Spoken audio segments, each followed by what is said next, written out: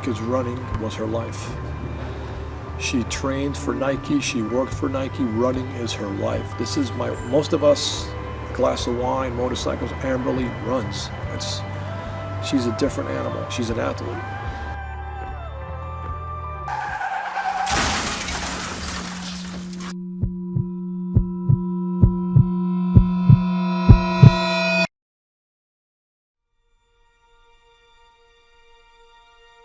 I was always very driven and highly motivated to not just get by. I wanted to be the best, and I think that's why I was, awarded an award of Outstanding Senior and also awarded Miss Greenville High School.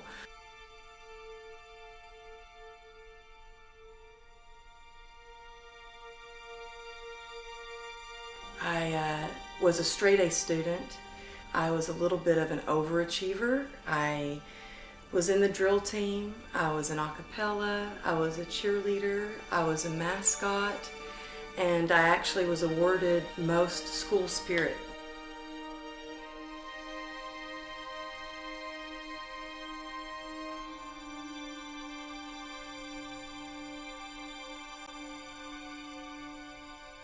I started dancing when I was 3 years old, and I started doing ballet and tap. And ever since I was a little girl, from as long as I can remember, I always said, I'm gonna move to Los Angeles and I'm gonna be a dancer.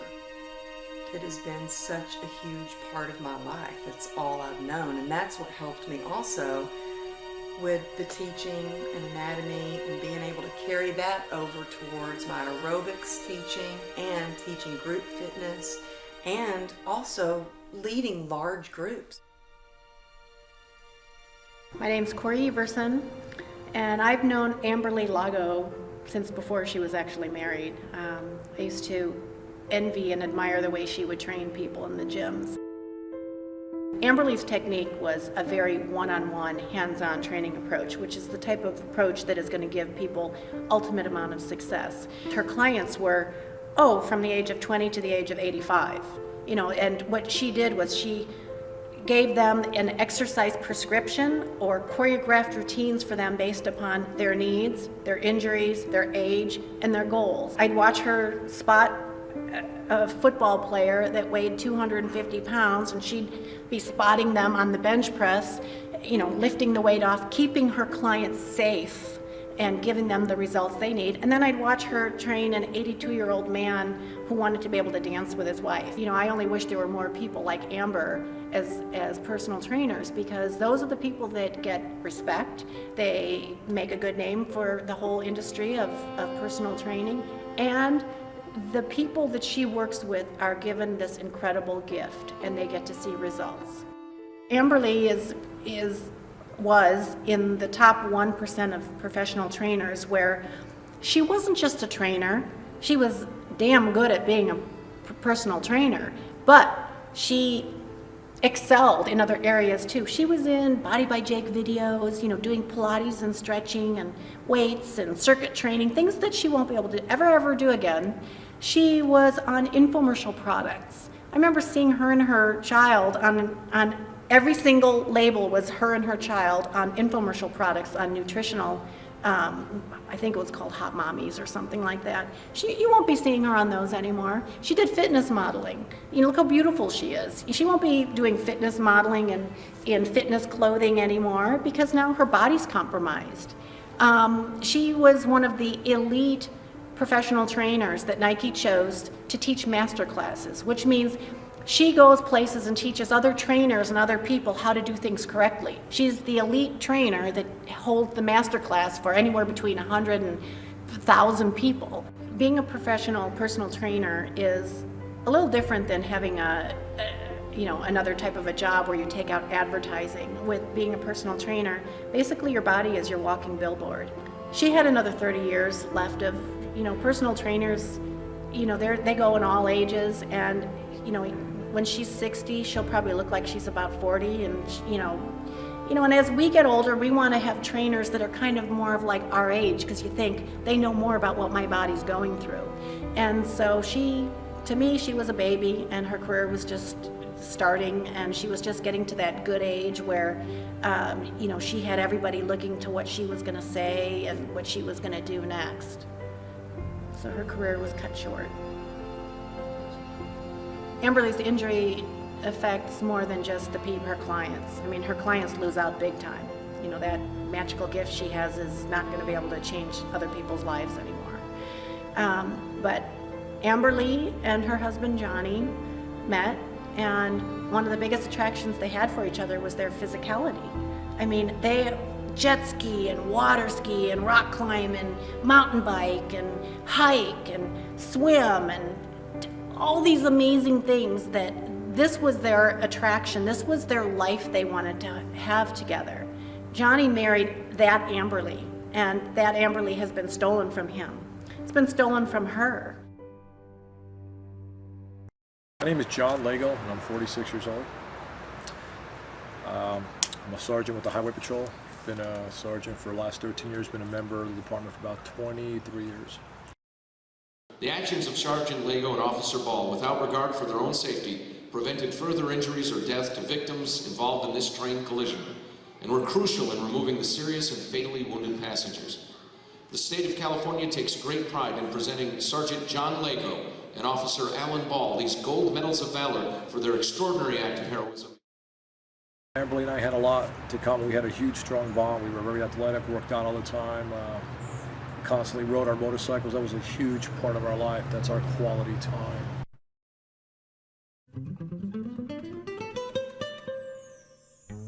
I've been married to Amberly for about 4 years, together for about 5. We met September of '05 and pretty much hit it off, and been incredible. She's very active. We're really compatible.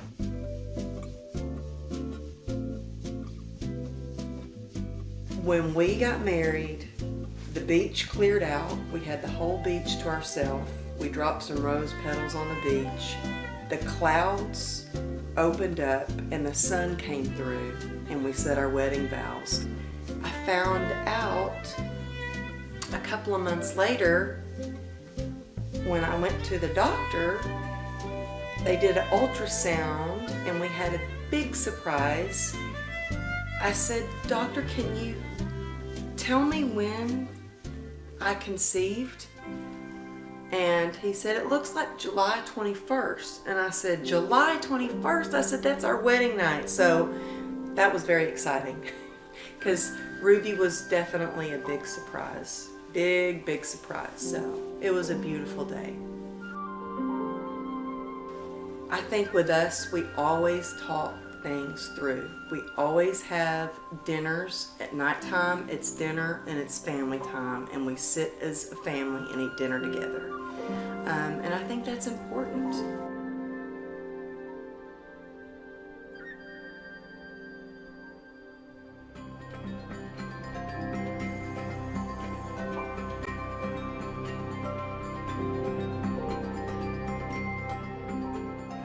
I think the reason that our family works so well is because we have the same goals. We put family first, then work, then friends. Family always comes first. And Johnny and my relationship, that comes first. We do everything together as a team, as parents.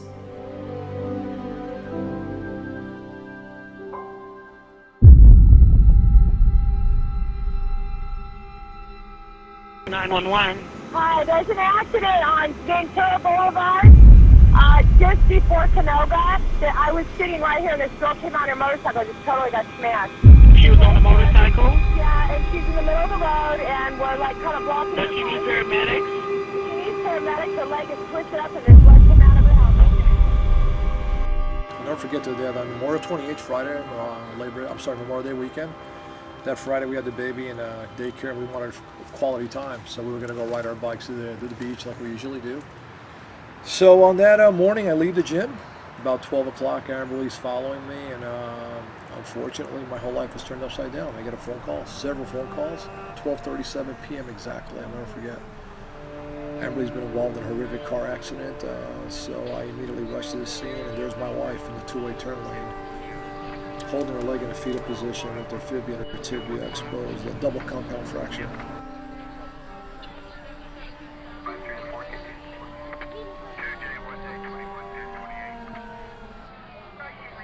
So I grabbed her and I said, Amberly, you're going to be okay? Because she was in and out. She was bleeding profusely. I knew it was pretty bad.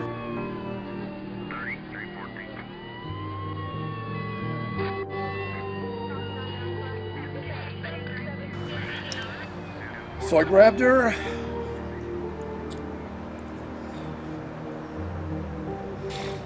thought she was going to die on me. She was bleeding. I could see her femoral artery. It's funny because I'm a first responder and I fell apart. All I could do was grab her.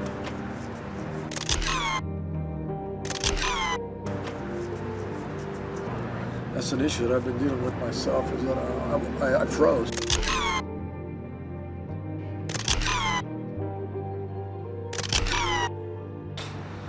By the grace of God, he had some incredible surgeons on board, and we got her to Northridge, and she went into surgery. My name is Dr. Lawrence Miller. I'm a clinical professor of medicine at UCLA Medical School. I'm also board certified in the field of physical medicine and rehabilitation.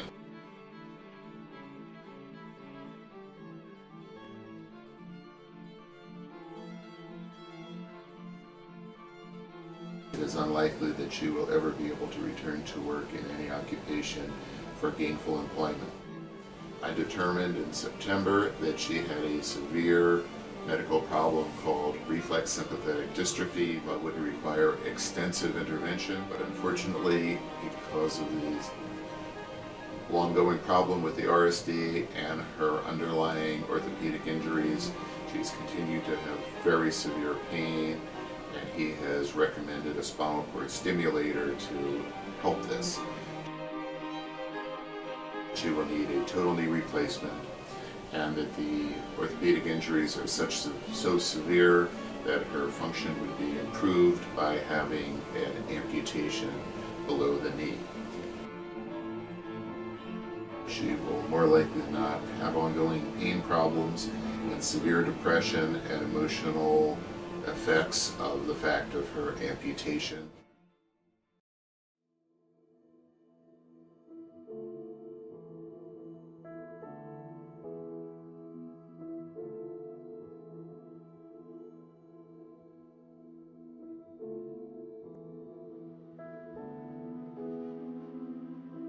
Every day is hard. Every single day is hard. To get up in the morning when I'm in bed, I lie in bed and I think, okay, I can do this. I can get up. I can get up. I can walk to the bathroom. I can do it.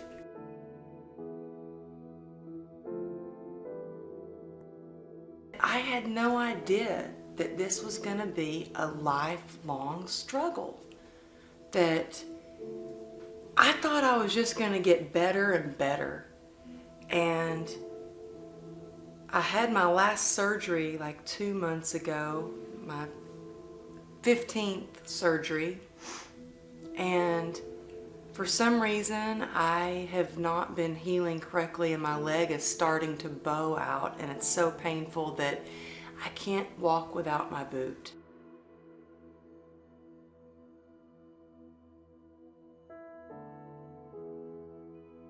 So I could work early in the morning and get off in time to pick Ruby up from school and to get to spend time with Savannah and Ruby.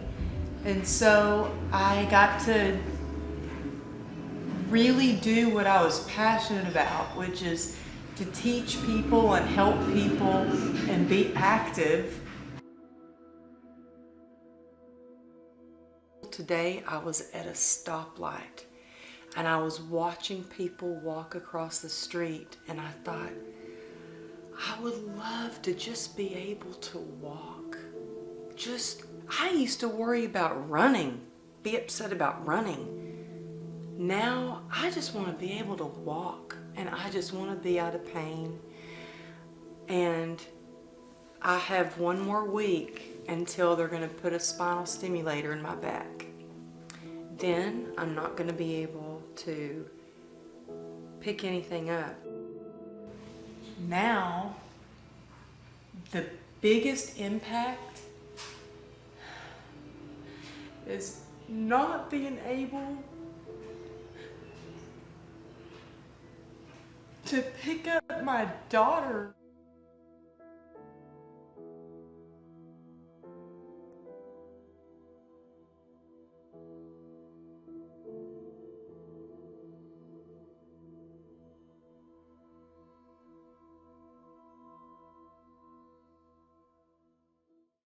Well, I just found out a few days ago from my doctor the reason I've been in so much pain and the reason my leg is bowing out. I've been trying to walk on a broken leg. When we went in, he took x-rays. When he saw the way my leg looked when I put any weight on it, he said, "Sit down immediately, just get off your leg." We looked at the x-rays and you can see very clear that there is, one of the plates is broken.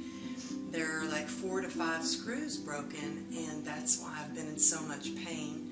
I have to go into surgery. He said, "I know you're not going to like this, but you have to get off your leg and stay on crutches at all times."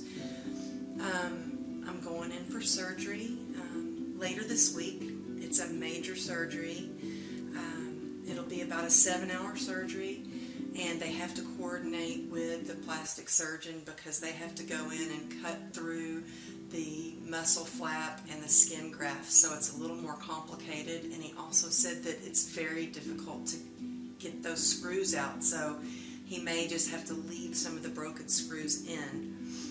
But that's why I've been in so much pain and my leg has been swelling. He said, basically, you've been trying to walk on a broken leg. So they're going to keep me in the hospital for close to a week because they have to really monitor the RSD, or the reflex sympathetic dystrophy. That feeds on pain and it flares up. And so with a surgery to this extent, they're really concerned with the RSD. So they're going to keep me in the hospital a little bit longer and just monitor that. I was originally scheduled to have the spinal stimulator for tomorrow, but now we've had to postpone that surgery until they can first take care of this problem. So I'll be back downstairs on crutches for a few months, and then maybe after this surgery, I'm not sure when Dr. Prager is going to go ahead and do the spinal stimulator surgery. It's so hard to mentally get through just one day doing anything, to have to park in the handicap, to have to be on crutches, and to have to answer questions constantly. It's so hard. The more I'm on my leg, the more the leg can bow